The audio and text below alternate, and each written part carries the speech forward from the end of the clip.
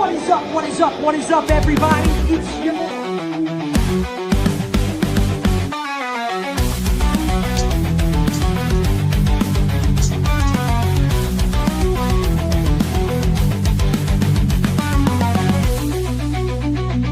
eye stuff, you know, with like tools and whatnot.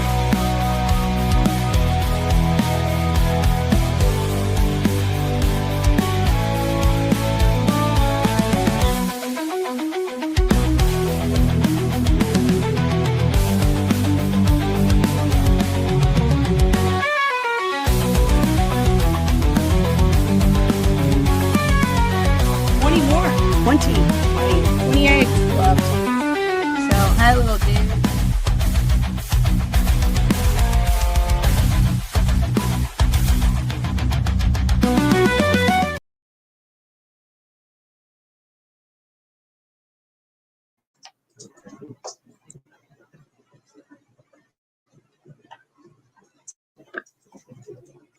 Hello. We are just working on some things in the background, and we have Jonathan Hill.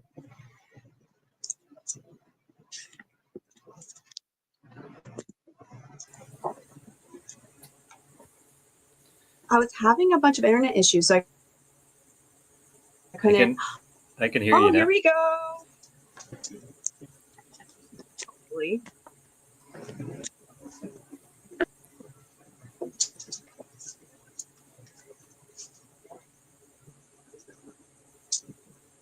Hi. Hey, how you doing? Can you hear me? Yeah, I can hear you. Your video's frozen for me, but good. How are you doing? Good. This is so odd. It's frozen. Yeah.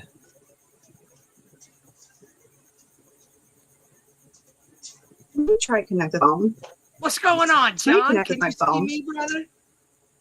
Yeah, I can. How you doing, man? Hey, I'm good, man. I'm good. So my name is Steve. I'm known That'd be as the better way. While she's doing her little thing, I'll go ahead and kick this off, and I'll interview you because, I mean, it's all brand new to me, brother. If you're good with that, we'll go ahead and keep this rolling. All right. So, yeah, sounds good, man.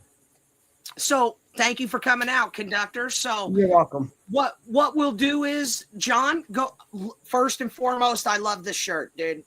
I love the shirt, brother. Yeah. So tell us a little bit about tell us a little bit about who you are and what you guys do. Must be lagging. Sure. So I'm a panther chameleon breeder.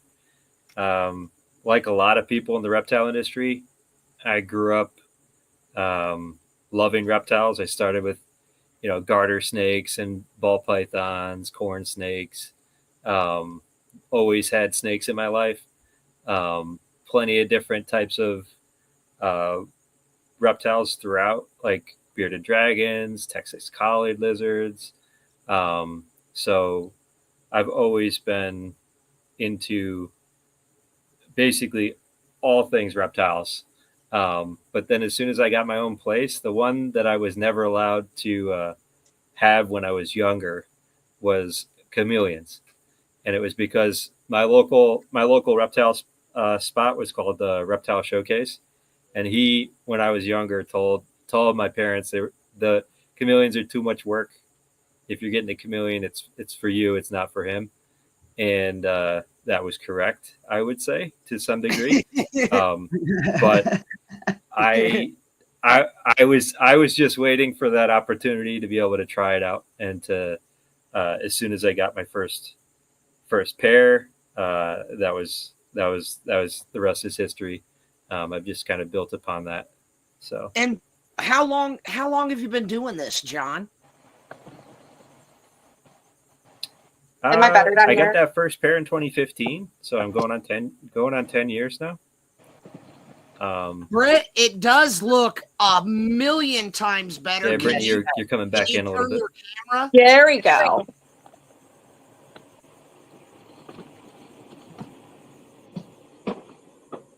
Sorry, everybody, for the technical difficulties.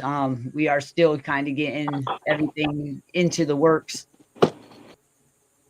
So John, Situated. can I ask you, how long have you been keeping the chameleons?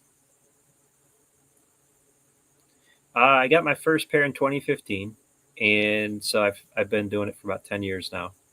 I hatched my first clutch in 2017, and then I got a really nice holdback from that I named Jude, and then I kind of built my project upon that.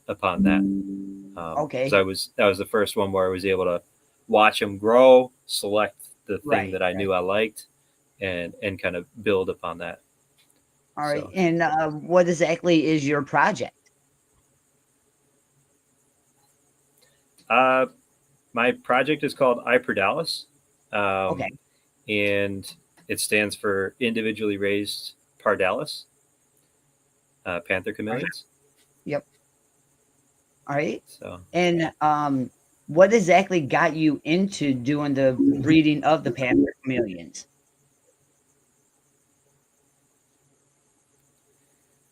I would say I've always had a curiosity for breeding my reptiles. I think a lot of people have. It's like when you get your reptiles, you're kind of curious to see what's in their genetics, what will come from it, and that's always been a part of what I liked about chameleons, was the fact that they change color, but also that when you breed them, they mix like paint, so you get a huge spectrum within each clutch. And I found that to be I was like, well, that's pretty cool, but how could we maybe get a more predictable outcome? That's always been part of my curiosity in breeding them. Right. But, and now you've been shows now. I would also say, like, when I first got started, say again. I asked, you do vend shows now, don't you? Yeah, I used to. I vend some shows in and around the Maryland, DC, Baltimore, some parts of Pennsylvania, West Virginia. There's a show out in West Virginia that I've done, and I do. But I ever since I started having kids, I've been a little bit more online focused, just so that I don't have to have like a weekend away from the kids. So maybe when they're older, I'll be going back to shows more regularly. All right. And when you did vend shows, where were you? How far from your, let's say, facility or home? How far did you actually travel to do your shows? So I would usually stay within about 2 hours of where I am, but the furthest I went was up to White Plains. Oh, wow. Up near New York City. And that was a long trek, and I brought one. Yeah, well, it was. I want to say it was like six and a half. Okay. But we brought my oldest daughter there when she was like a year and a half, and she was crawling around on the table, so it was fun. Awesome. And how much would you say that you've put into your collection so far? Like investment wise, or yes, time. Investment wise. Investment wise, probably, let's see, somewhere around $400,000 maybe. Wow. So you got a nice little investment started right there. Yeah. I mean, it's 10 years of constant, like 30 to 50. And each year, some of that is already gone, like assets that are gone, like lights that I'm replacing or things like that. But yeah, I put a lot into it. All right. And now, is there any of the chameleons behind you that you want to show off real quick before we bring Britt back out here?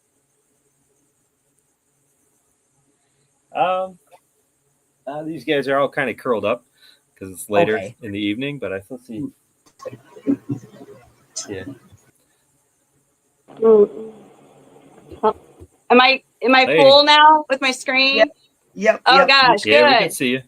Yay. I'm so happy. At least this is working because it's because of the old laptop. Once I get the new one updated, I'll be good. I don't think it could process everything because I live stream all the time down here. Nice. Hello. All right, Yeah. we're gonna step out. Hey. We're gonna step out and let you do your thing, sis. Sorry Yeah. you were Thank- having issues. No, I'm happy we're able. Oh my That's all goodness. good. Well, hello. Hey. How are you? There we go. So I don't know. I was trying to fidget with everything. I had questions. I do think they asked some of the questions that I was going to ask, which is all cool.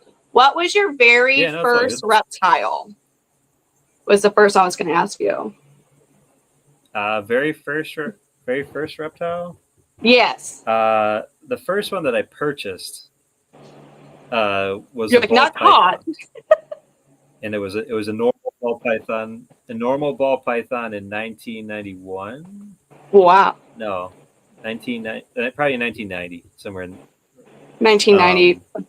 but I had caught a pregnant garter snake when I was in the 80s, and she gave birth, and I had a ton of baby garter snakes.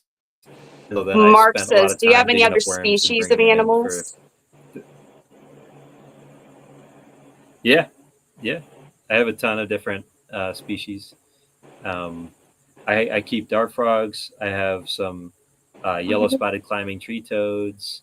I have probably about 5 or 6 different species of colobrid snakes, some red-tailed boas, ball pythons, and a dog. And a dog. So It is a different yeah, species. I like yeah. It's a different.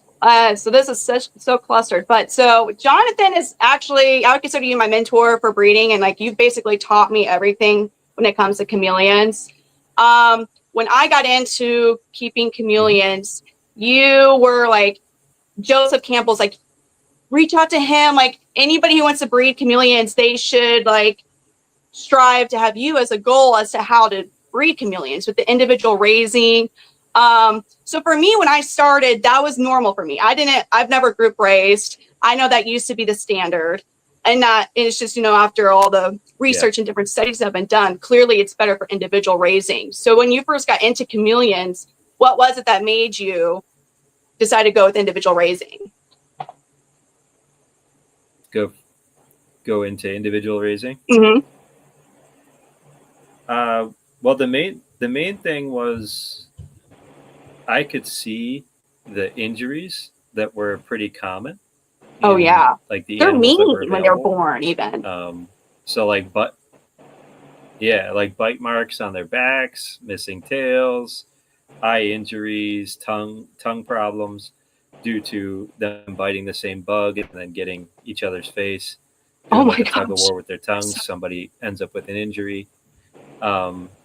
So there were a lot of things that were much more common when I got started, and I could see that there not only was it a good thing for the animals, but I felt like there was a big business opportunity to do it the right way, because then the quality speaks for itself, and Definitely. the animals are better off. So From I females. felt like I do a lot of those types of things in my head. Yeah. Just with me, from the females I've bought from you, and I know they're individually raised, and females that I'm pretty confident were group raised, it's a difference in the first clutch for me. Sometimes a female that was group raised doesn't make it past the first clutch. But the ones from you, they're doing great. They were bigger. They actually are very colorful. Every single female I've gotten from you has been a very beautiful female, and I've noticed a huge difference in my females drastically. And I really think the only males, I only have 2 males, 3, because the Abanja, Mr. Meeseeks, that's you from can see Leading it in the Amanda. females' colors. You can see it in the health of their clutches. And there's a lot of things that for females, it's about stress. Definitely. Whether they're going to be able to bounce back from the clutch versus whether they might have complications during their first clutch. I think that individually raising them and keeping those stress levels lower just prepares them for breeding, and also just making it beyond a few clutches, because it's pretty common for people to say that their females only live for 1 year, 2 years. No, I have a 4-year-old female. They weren't able to put down eggs and rebound and keep going. No, because Ruby, she's my first female. She's 4, and she looks really good. She's still really pretty, and it's, as I said, it's a day and night difference. I think some of my females from you now are going on. They're about 2 years old now. My first round of females I got from you are almost 2 years old. So, and they've laid many wonderful clutches, and Nice. like really good. And the hatch rates have been very good. The clutch from my red body blue bar pairing, I got, I always tell people on my lives on TikTok, like, I invested, because you do the pre-orders, and I invested in most of mine back in 2022, I believe, and we're just getting the clutches from them. But the one from Ralph, and I'm forgetting the Dom sire's name, but I'm having 21 babies hatch. Was there healthy, Ralph healthy. and Cosma? Yes, and they're doing so good. Oh, nice. And same with the Gambino, which was Bumblebee and Papa Fee, which, Papa Fee's still my favorite. I always tell everybody, Gambino is my second favorite yellow body blue bar, but his grandsire, Papa Fee, he's my favorite still. I have not yet seen one that's prettier than him. But so he's like, so pretty. And we got a lot of males from that clutch right now. And I'm very excited to see them grow out. Cool.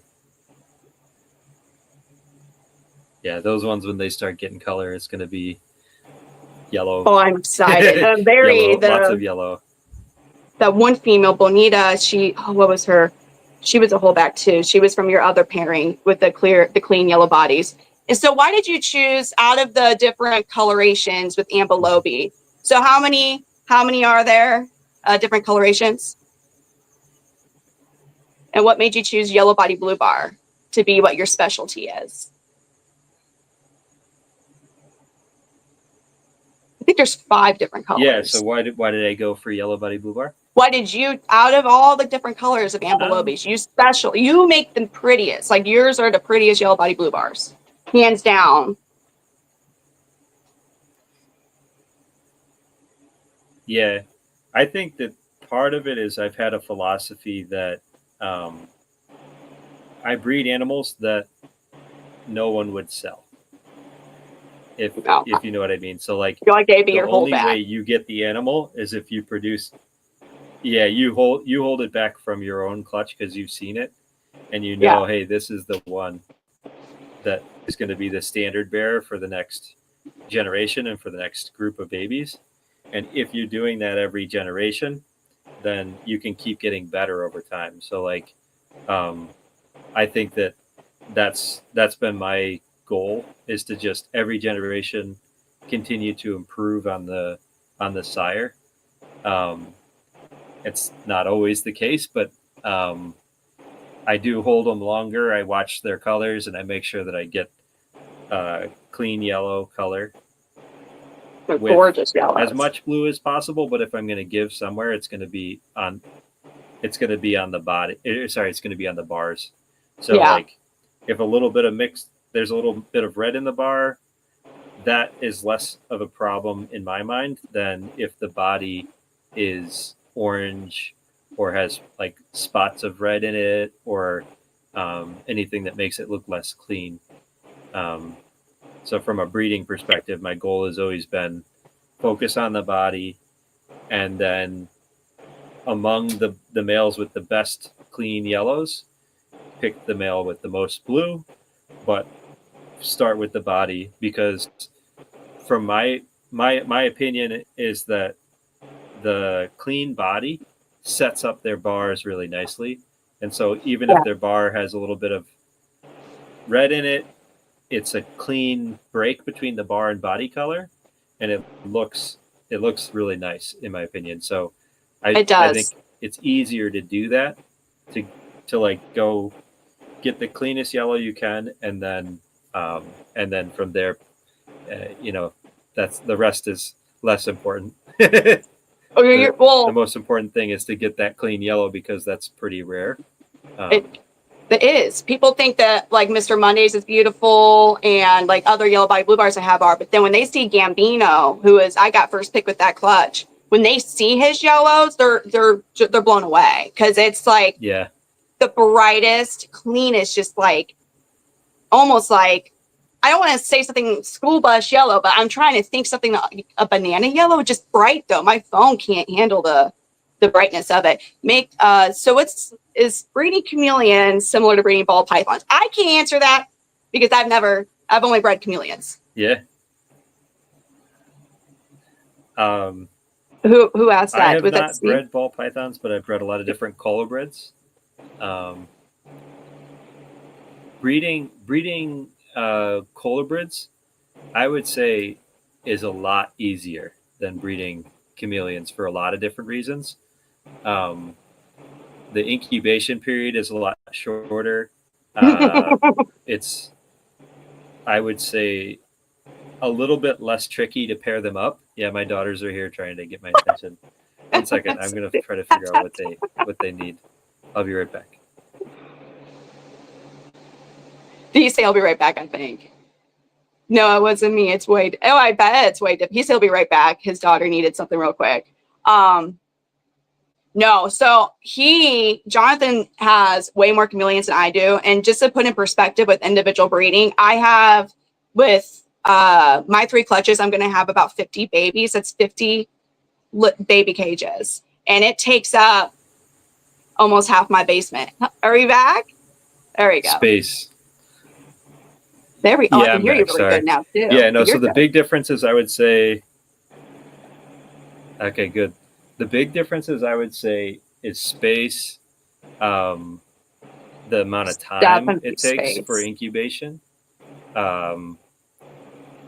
The other part that I find like very different between snakes and chameleons is the males can be aggressive towards females.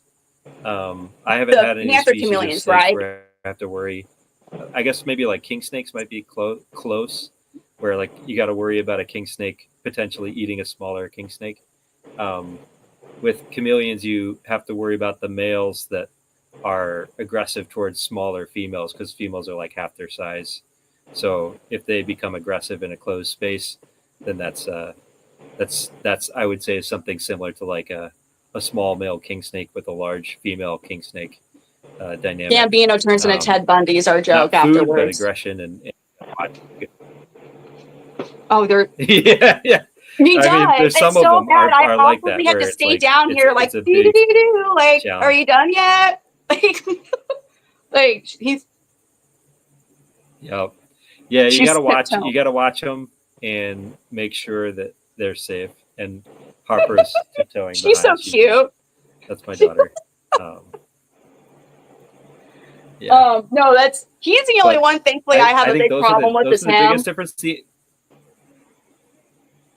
But I've seen, what was it, Neptune the chameleon, like that happened with Neptune, and I was like, oh, that was gnarly. I don't know if you saw that. That was really bad. How many baby cages do you have set up right now? How many baby enclosures are you working with? Yeah. How many cages do I have set up? Like for babies, because I was telling when you were gone for a moment, I was like, I think the last time the amount of space, half my basement's for babies, half of it. Yeah. No, my entire basement plus all around the perimeter of my garden in my backyard. Oh yeah, because you got yours outside sometimes. And yeah, I have to see. I use a lot of outdoor cages, which I think is awesome. Yeah. They do really well outside from somewhere around like now until September, October, somewhere in that range. So I can keep them outside for a decent portion of the year. Somebody said some females die after birth. Is that yeah, normal? I think Marcus and still Tiffany. a hair Some of lag. There is a lot. It's okay. I'll slow down. Yes, some females do die due to complications after laying. Often it's because of a female that's either obese or is already stressed out before they lay. So laying kind of it tips them over the edge. Yeah. And I think that there's other reasons for it, like exhaustion. Some females, if you don't have a good place for them to lay, they spend a long time looking for the perfect place to dig and put their eggs. And if they do that, then they're more likely to have a problem getting bouncing back from laying their eggs because they're exhausted. It's a very exhausting process. And James Cross was telling me, he told me how he uses blinds, like little curtains almost in front of the female cages, just kind of give them a break from any stimulus. And I started to do that with mine, and I've noticed a huge difference. Unless, in all honesty, because of the way this basement is, and it's a temporary place that I'm in right now, but they can see them, they're not close, but they can see the males. So I always have the blinds down unless I'm feeding them or cleaning their cages, just so they don't see the male. And I'm noticing like the way they act, everything's way different, and just providing them the extra sense of security. In the wild, if they feel like where they're trying to lay eggs is no longer safe, they can go and find somewhere else to lay eggs. But in captivity, it's not. If they deem whatever happens while they're in the middle of trying to lay eggs, they're going to stop, and they may not go back, and that's when they become egg bound. So you just have to make it feel safe all of the time, and not even just when they're gravid, which you know that. And so yeah, I think a lot of people don't realize that either. Yep. You can't just wait till they're gravid. After a female lays eggs, you got to make sure they always have access to choices. Whether you have a good amount of house plants or lay-in, whatever it is. But I find I have a couple that are mean, but most of my females are actually relatively sweet to me. They'll come out and they see me feeding them. They're like coming up to the front of the cage. I have a couple. Pissy Missy, she's mean. She hates me. But the rest of them are pretty nice. And Gnarly Carly is also mean. That's why they're named that. But she earned her name, I see. I have to name them. Right now, it's just like the babies are like the name of their sire and which one it is at hatch. So, like we got John Gotti 1, 2, 3, and whatever. And it's like it kind of gets boring. So when we find some funny names, it's like that'll work. Like Pickle Rick, we had a Pickle Rick, Mr. Meeseeks, Kamikaze, which he's available. He's kind of a douchebag. And then we got Mojo. Now, Mojo is what's so interesting when you talk about controlling that outcome with the yellow bodies. That's a perfect example. I think I've shared pictures of him with you. He looks like nobody in his lineage, and there's not a single male in any lineage that looks like him. But that Red Rain and Mr. Mondays took over, I feel like, with him, and he's like he's a rainbow. Yeah, I've seen that. And that's the interesting thing is like if you've got a little bit of red, you can go a lot more in that direction. I'm working on my mouth, my language. Same I goes am. For a little bit of yellow on a red body. I can actually. I'm working on it. I'm trying my best here. We have 2 veiled. Marcus and Tiffany have 2 veiled. Are they mean or nice? Those guys are usually kind of punk heads most of the time. Have you ever had a veil, Jonathan? I feel weird calling you Jonathan. Yeah. I don't know. No. You have a veil? No, it's all good. You can call me John. But yeah, no, I haven't Ustuleti right now, but I've never had a veiled. You've never had a veiled chameleon? No, I haven't. I've So not. the famous question everybody asks of whether you should start with a veiled or a panther, I'm a terrible person for that question because I've never I don't think. had a Okay, veiled, so maybe you're better at explaining this. So veils are invasive in Florida. He is kind of mean. They're kind of mean. She's so veils. They've become invasive in Florida, right? Like I think they're technically invasive. But that's not like in the wild. That's not the environment they the live veils in. have their reputation. I'm gonna get the Abanja bird. But they do have a reputation. Kind of mean. Kind of mean. I've seen so many different veils and I've met one nice female.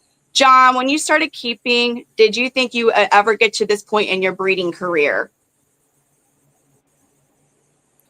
No, and if my wife knew, she would have stopped it. So, I think that it just kind of slowly built up to where I am now, and I found it incredibly difficult to go from one clutch from my first pair to my first trio, and then from my first trio to a group of multiple males and multiple females. It is, Will. The difference for panther chameleons because of the frequency of the clutches and the size of the clutches, you get 20 to 30 babies at a time. And Bill's here. Then 60 days later, you get I see Bill join us. You get another group of 20 to 30 within 60 days. And that's before you can even sell the first group. So when you pair one pair, you're expecting to have anywhere between 40 and 60 babies that you're growing out. And that's just one pair. So like what I always try to encourage people to do from a breeding perspective is get through that. Like start to get a feel for the cadence of a single female before you go to 2 or 3 females, because you could very quickly end up with 200 babies at once. Yes. Even with 3 females. What are some future goals or plans that you have?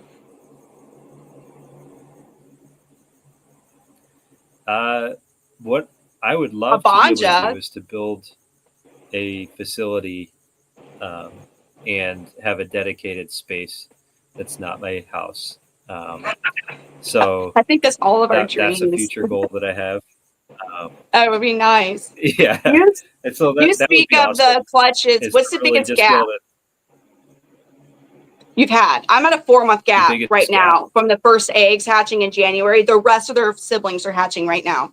Like I just got the rest of them. 4 months. So I have these beautiful males. I have 4 beautiful males. I'm like, I can't sell them because I gotta wait now. Yeah. Yeah. I mean, it is a bit of a challenge. Sometimes you'll get a clutch that hatches over a 3-month period. Sometimes you get them all on 2 days, which is nice. They just like the period could be 6 to 10 months for any given clutch. The same difference within one clutch. So that is one of the things that makes it hard to predict how many you're going to have at a given time. Yeah. What I've found a way to tighten that up and have more certainty on the hatch date and the spread is diapausing the eggs. So dropping after 30 days after they're laid, dropping the temperature down to 55 to 60 degrees using like a wine cooler or something like that.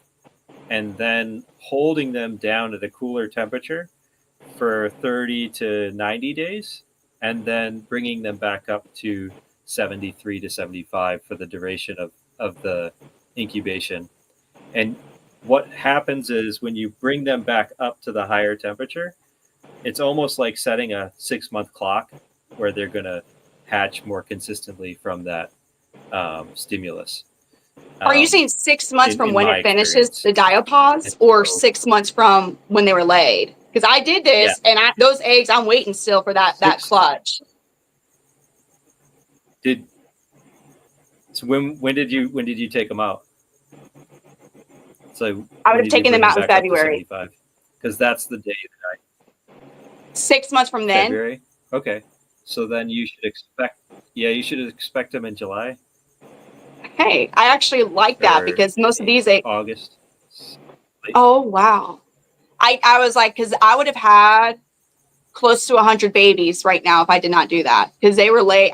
I didn't want to go through a huge gap like I did last year of having no babies because of the way I paired them with everything that happened last year and the year before. So I paired up the females and males I got from you, and so I manipulated the diapause of that clutch. But then that's actually a big poly and Aphrodite, which are the BB and Dia pairing. So that's that F1 pairing. So 6 months from then, that's good to know, because I'm like, people love Big Polly. Big Polly's actually, he's gorgeous. And then so Will was asking, what is the process of breeding? Do you just kind of put them in the cage together and just let them go, or what do you do? How does the breeding begin? Like, do you just put both in a cage? We're going in and out here. Do you hear me? How does the breeding begin? Do you just put both in one cage for a certain amount of time, or you need to wait? I don't know if Jonathan can see that, but me answering would be you need the female to be receptive, and she'll show receptive colors. And you can't just toss her in the cage because sometimes the males are mean and aggressive and territorial, and they'll go at her. So depending on the male, you might need to put them in neutral ground or something like that and see. I have an aggressive male. I can't just start out like that, or he will actually the female or attempt to. So, and he's a very good looking male, so it really stinks that he's like that. I am glaring at you, yes. And then you let him pair up and you take her out, but you got to stay around because. Here, Brittany, can I try to rejoin? I think. Yeah. I'm going to try to rejoin 1 second. Out of all the different chameleons, I can't hear you. Can't hear you, General. So I don't breed chameleons, but maybe I can shed just a little bit of light. Okay.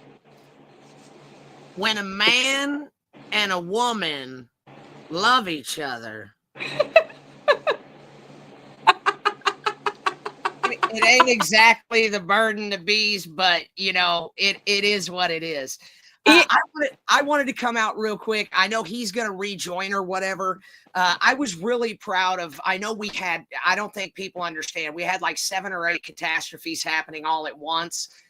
And the fact that we're even rolling right now, I think it says a lot about the team being fluid and making sure that we're all taken care of. So it only gets better from here, guys. This is starting out at a new location, so we're having to learn which items are working where. Yeah.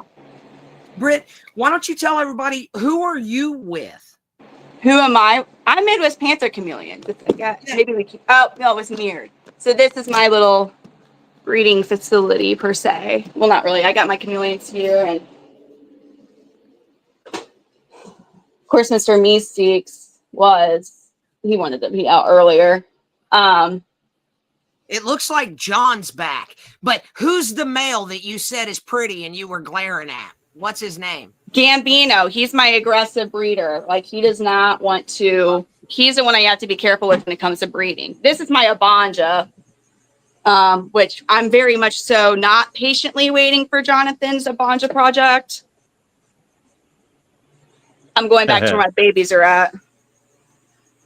That's what we got here right now.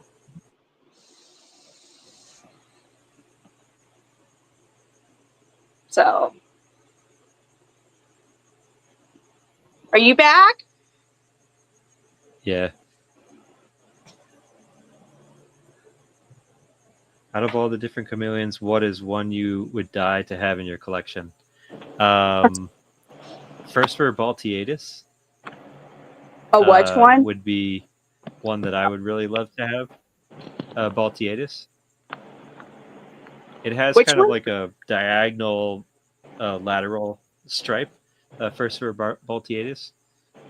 Which is the of one my that we can't favorites. even get, like, because the And island's then, not allowed on. First for Timoni. Say again? Yeah.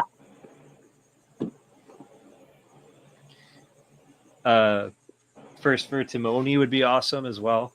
I've got a couple of first for Peteri, and I'm hoping to start a small project with those. I know Kevin Stanford successfully bred some, and so did one other guy. He had a couple hatch. I'm blanking on his name right now. But first for Peteri is really cool. Small species of chameleon. They live to be about 5 to 7 years, so they're not as short-lived as carpets. But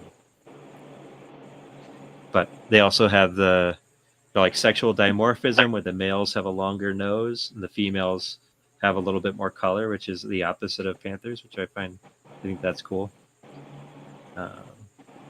So Will asked, I'm going to build my chameleon a cage because he's getting bigger.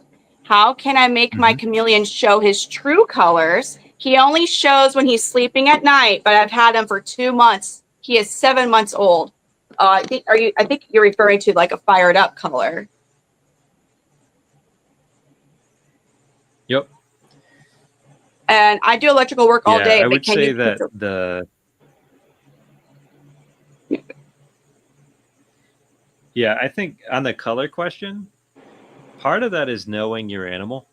So like some males, they get fired up for females. Yeah. Some males get fired up to go after other males. Some of them, like I have Papa Mavo, hates my phone. He wants to attack my phone every time I take it out. So that's the secret to getting him going. With Jude, I had this like handheld vacuum that he just absolutely hated. And so anytime I was vacuuming like spiders or something around his cage, that was the thing that got him to turn bright yellow.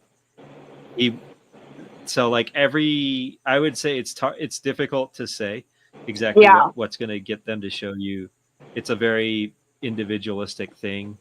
Some males are very aggressive and they're going to show those colors all the time because they're constantly either defending their space, or they see you, they get excited. There's other males that are really relaxed and don't show them very much. Like I had a male named Zanaka who, if he saw another male, he would almost try to walk over him. He'd like totally ignore him. But if he saw a female, he would fire up bright yellow. But was it easy to pair? No male could ever get him excited. Could you pair up the one? He was very calm, very relaxed, but he eager to breed and didn't want to fight anybody. He was just interested in the girls, which that's the thing is like what the more panthers I've interacted with, the more you realize that it's a very individualistic thing to figure out how to get them excited and when they're going to show their brightest coloration versus when they're going to be relaxed. So now this one, he sees a male it's very across difficult. the room. He's mad. He gets mad 10 feet. Oh, yeah.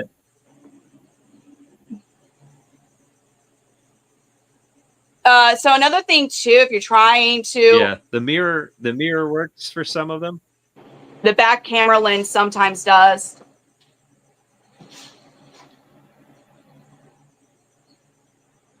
Go, Joe.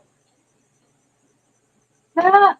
Yeah, the sunshine. So that part of some of that is they're heating up. So from you can see sometimes it's they are actually too hot. So be careful Yeah. if they're showing colors due to the sun. It's good. It's good to get them basking, but make sure they can always get out of the sun if they want to, because How, sometimes they'll almost have like permanently fired up colors from being outside. Um, what would, so in that's your something just to be opinion, aware of. what would temperatures too hot to take them out? I don't like to go, honestly, like when it's I mean, in the they 90s, can. I don't take them out. Yeah, I mean, it's. I wouldn't say there's a temperature at which you have to be concerned. It's more the time that they're out there. Like even Yeah. 80 degrees could be dangerous if they don't have a place to hide. No, So you're right. Yes. it's more about just like when they're outside, are they fully exposed? And if they are, do they have a way to hide? Do they have a way to get into the shade? If the answer is yes, then they're they can self-regulate and they'll be fine. Like my males outside when it's like 95 degrees, I have a solid roof on the cage and they're able to and thick foliage and they're able to take that just fine, because they have a place to hide and a solid roof to get out of the sun. So that's I wouldn't say it's about the temperature. It's more about what type of situation you're in.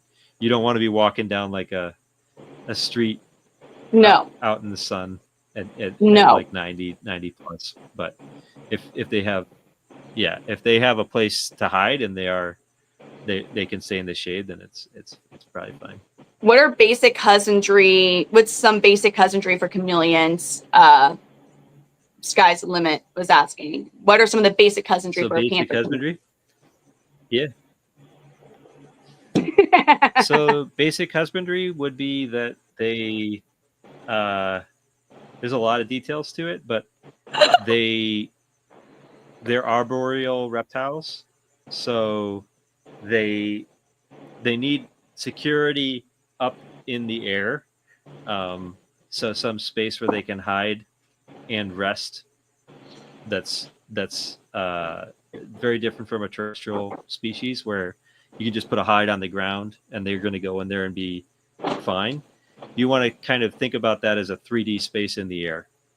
Yeah. Something like that for them to feel secure. And then from there, you want to think about the heat gradient, the humidity gradient. You want them to be able to warm up, cool down. In the evening, you want the humidity to be high, as high as you can get it, throughout the evening. A lot of people use fog to do that.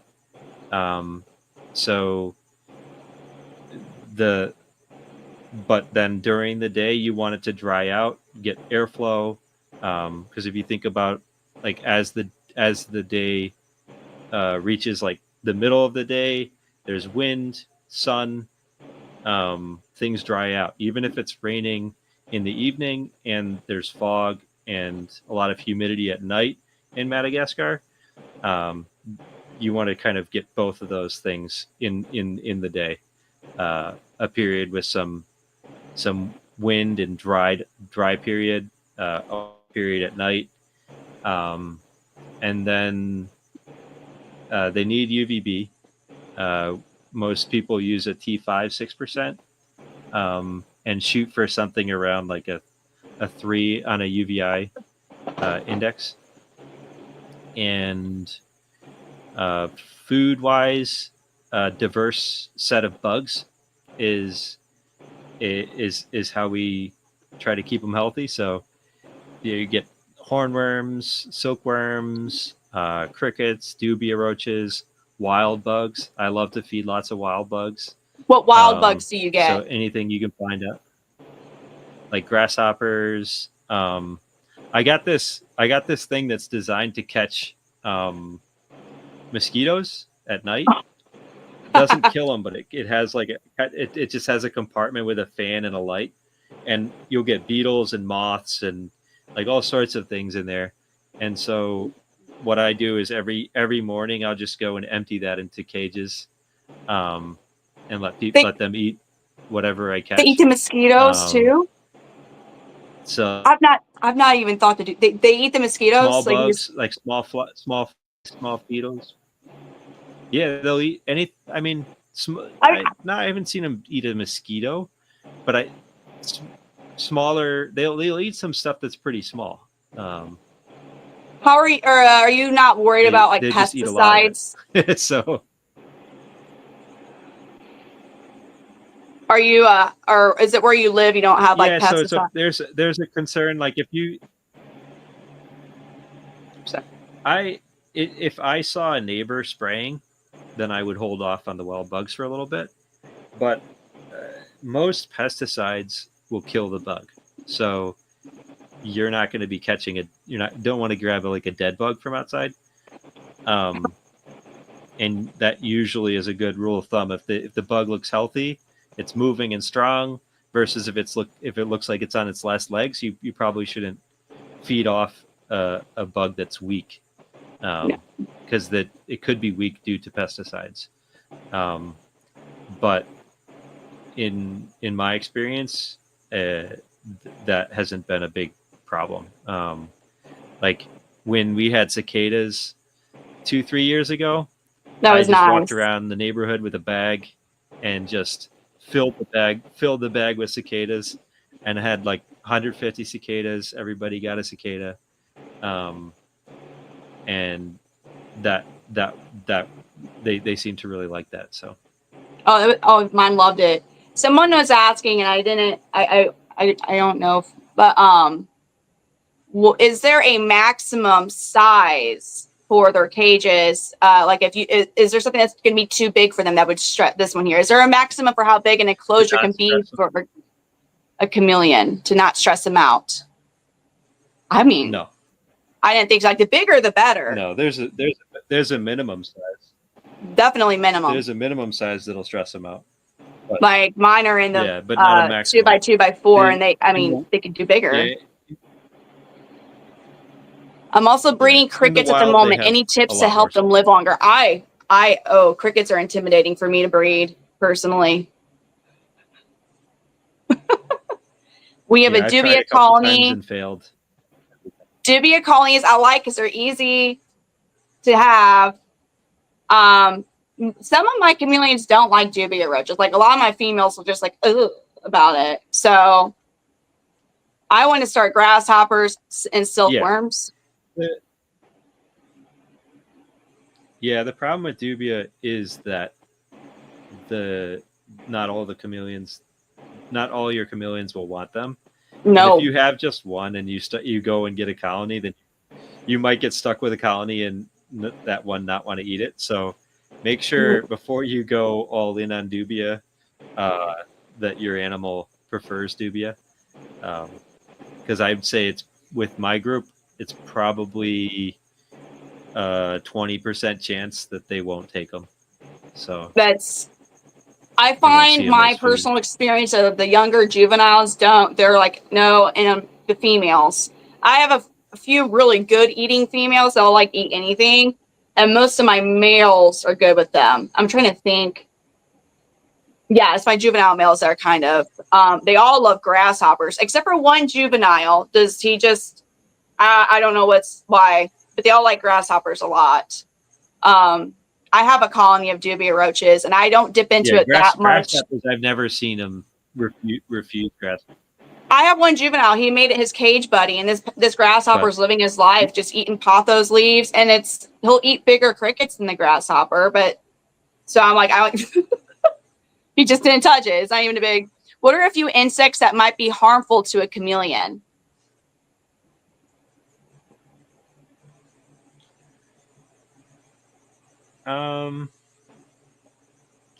So I've heard that a wild hornworm that has eaten a tomato plant is able to become toxic. But then I also have seen someone who purposely challenged the orthodoxy on that and fed off hornworms directly off their tomato plant. That's and risky. They did the chameleon. Yeah, the chameleon seemed to be okay. So I wouldn't do that. recommend it. No, I would not recommend it, but I also don't think that the risk is like pants on fire, go nuts on. Like if you have your chameleon outside and one happens to crawl and they eat it, like they're probably gonna be okay. But like I wouldn't intentionally feed them. Yeah, I wouldn't do that. I would not do that as a staple, and I wouldn't do it intentionally.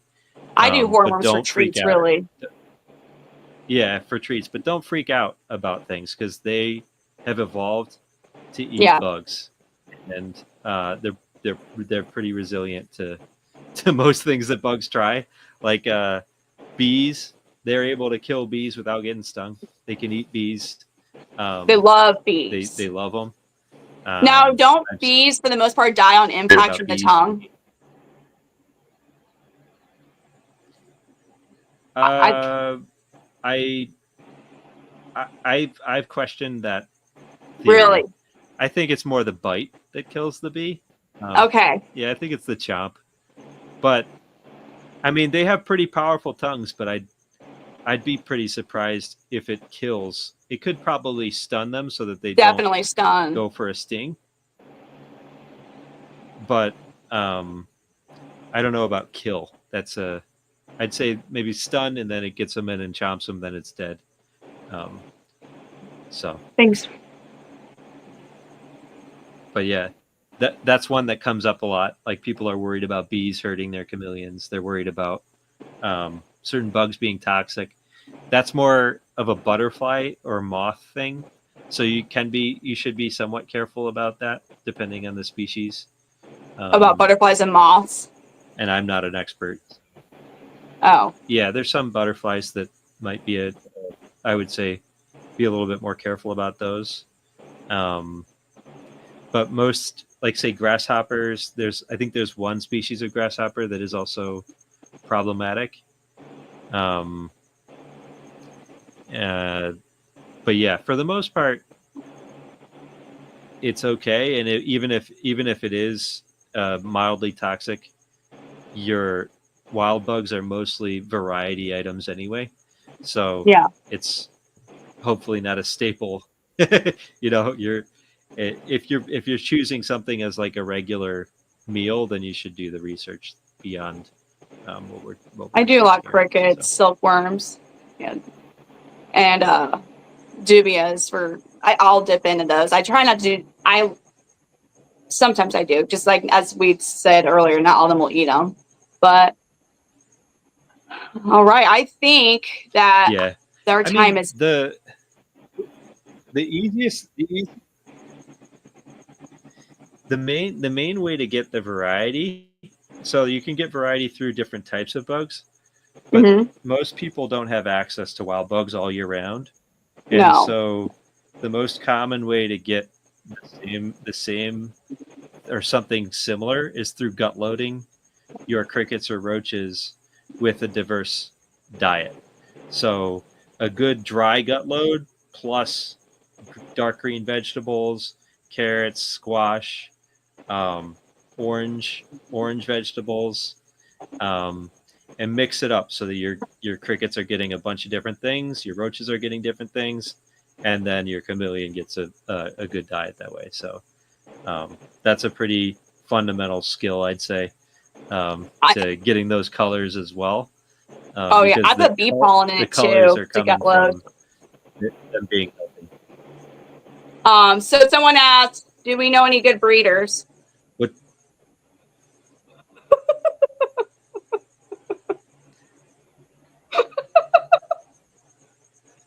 I would recommend iPardalis. I also as well, but he is going to have all the time more of a selection than I do for a minute, because as I have a 4-month gap between my clutches right now. So like, thank you for watching, Will. And I believe that our time might be up. I think because I think it's after 9. I think we're up for an hour. because I don't think we actually started at 8. I think we're about an hour. So,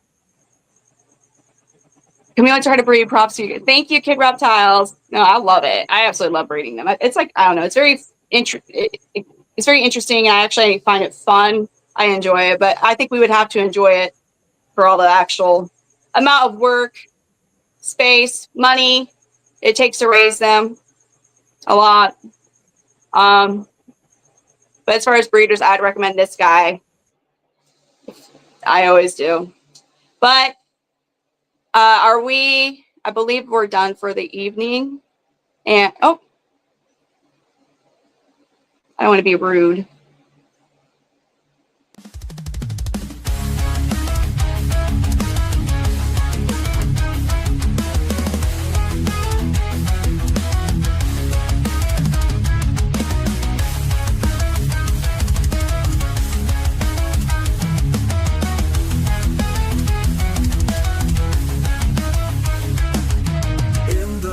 Screens, we weave our dreams through YouTube's lens.